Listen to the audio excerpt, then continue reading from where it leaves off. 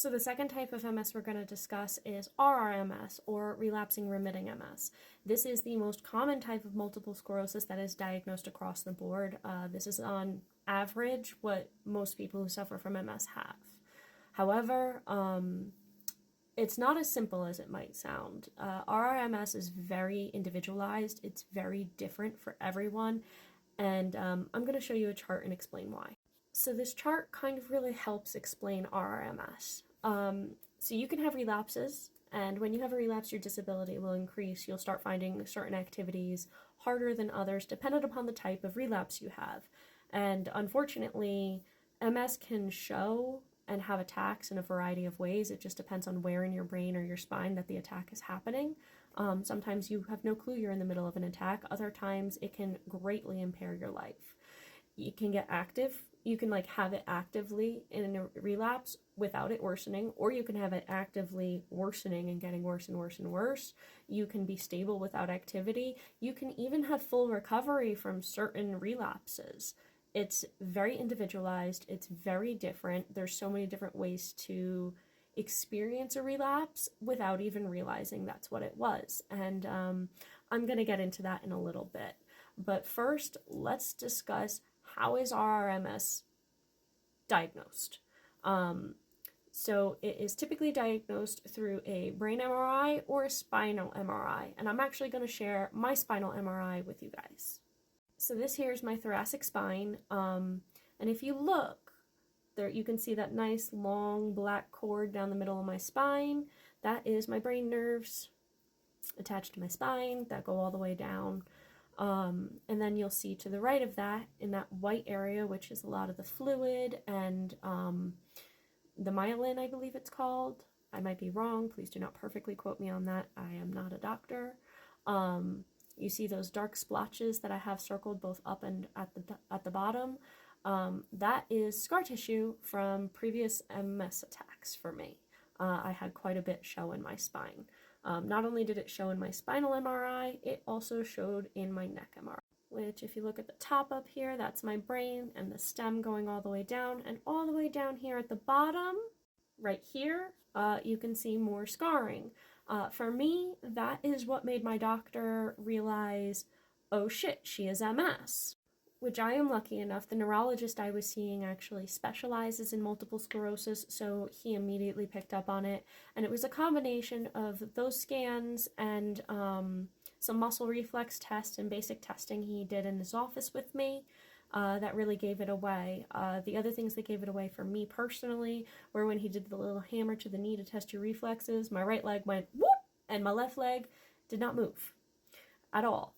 Every time he whacked it, just nothing. Leg was dead. And I felt it, but it just, no reflex reaction. I was also struggling with hot and cold sensitivity and vibration sensitivity in both my arms, my hands, my legs, my ankles, my feet. And that made him start to go, this isn't CRPS, and then he scheduled those scans for me.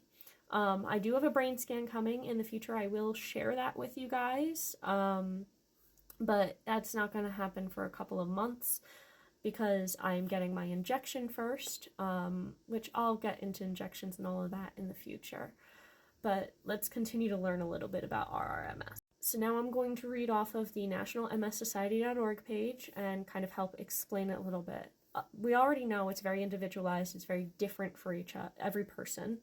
RRMS is defined by inflammatory attacks on myelin, the fatty substance that surrounds and insulates nervous fibers, as well as the nerve fibers themselves. During these inflammatory attacks, activated immune cells cause small, localized area of damage that produce the symptoms of MS. Because the location of the damage is so variable, no two people have the exact same symptoms. And let me tell you, that can get pretty confusing pretty quick. Because, for example, with me, when I was 22, 23, I went to the hospital because I lost the complete feeling in my legs and feet and had acute, intense spinal pain. And the doctors at the ER were like, oh, you have sciatica. Go to physical therapy for a few weeks, you'll be fine.